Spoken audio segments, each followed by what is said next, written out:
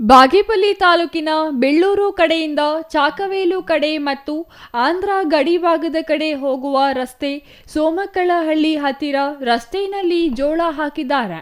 ರಾತ್ರಿಯ ಸಮಯದಲ್ಲೂ ಕೂಡ ಹಾಗೆ ಇರುತ್ತೆ. ಯಾರಾದರೂ ಬಿದ್ರೆ ಯಾರು ಹೊಣೆ? ಈ ಭಾಗದ ಬಹುತೇಕ ರೈತರು ಒಕ್ಕಣೆ ಕಣ ಇಲ್ಲದ ಪರಿಣಾಮ ಅವರು ಬೆಳೆದ ಹುರುಳಿ, ರಾಗಿ, ಭತ್ತವನ್ನು ರಸ್ತೆಯಲ್ಲಿಯೇ ಒಕ್ಕಣೆ ಮಾಡುತ್ತಿದ್ದಾರೆ. ಇದರಿಂದ ದ್ವಿಚಕ್ರ ವಾಹನ, ಕಾರು, ಬಸ್ಸು ಮುಂತಾದ ವಾಹನ ಸಂಚಾರಕ್ಕೆ ತೀವ್ರ ಅಡಚಣೆಯಾಗುತ್ತಿದೆ.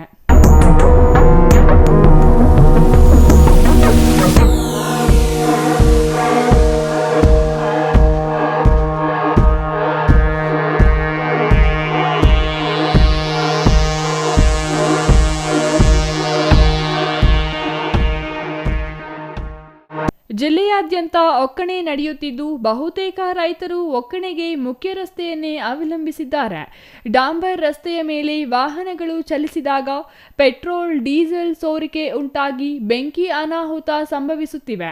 ಹಲವೆಡೆ ಬೈಕ್, ಕಾರುಗಳಿಗೆ ಬೆಂಕಿ ಹೊತ್ತಿಕೊಂಡ ಉದಾಹರಣೆಗಳು ಇವೆ. ಕಾಳುಗಳು ಜಾರುವ ಕಾರಣ ಬೈಕ್ಗಳಲ್ಲಿ ಓಡಾಡುವವರು ಜಾರಿ ಬಿದ್ದು ಗಾಯಗೊಳ್ಳುವುದು ಸಾಮಾನ್ಯವಾಗಿದೆ. ಕೆಲವೆಡೆ ರಸ್ತೆ ಬದಿ ಜಾಗ ಬಿಡದೆ ಪೂರ್ತಿ ರಸ್ತೆಗೆ ಜೋಳ ಹರಡುವ ಕಾರಣ ವಾಹನ ಸವಾರರು ಅನಿವಾರ್ಯವಾಗಿ ಕಾಳುಗಳ ಮೇಲೆಯೇ ಗಾಡಿ ಓಡಿಸಬೇಕಾಗಿದೆ. ಅಲ್ಲದೆ ರಸ್ತೆಯ ಮೇಲೆ ಸಂಪೂರ್ಣವಾಗಿ ಬೆಳೆಗಳನ್ನು ಹರಡುತ್ತಿದ್ದು ವಾಹನಗಳ ಸಂಚಾರಕ್ಕೆ ಬೇಕಾದ ಜಾಗವೂ ಬಿಡದಂತೆ ನಿರ್ಲಕ್ಷ್ಯ ಮಾಡುತ್ತಿದ್ದಾರೆ. ವಾಹನ ಸಂಚರಿಸುವಾಗ ರಸ್ತೆಯ ತುಂಬೆಲ್ಲ ಧೂಳು ಮತ್ತು ಬೆಳೆಗಳ ಹೊಟ್ಟು ತುಂಬಿಕೊಂಡು ಓಡಾಡಲು ಅವಕಾಶವಾಗದಂತೆ ಕಣ್ಣಿಗೆ ತುಂಬಿಕೊಳ್ಳುತ್ತಿದೆ. ವಾಹನ ಸವಾರರ ಕಣ್ಣುಗಳಿಗೆ ಕಸ, ಧೂಳು ಬಿದ್ದು ತೊಂದರೆಯಾಗುತ್ತಿದೆ. ಜೊತೆಗೆ ಕಾರು, ಬಸ್ಗಳ ತಳಭಾಗಕ್ಕೆ ಹುಲ್ಲು ಸುತ್ತುಕೊಳ್ಳುವುದರಿಂದ ವಾಹನಗಳು ಬೆಂಕಿಯ ಅಪಾಯ ಎದುರಿಸುತ್ತಿವೆ.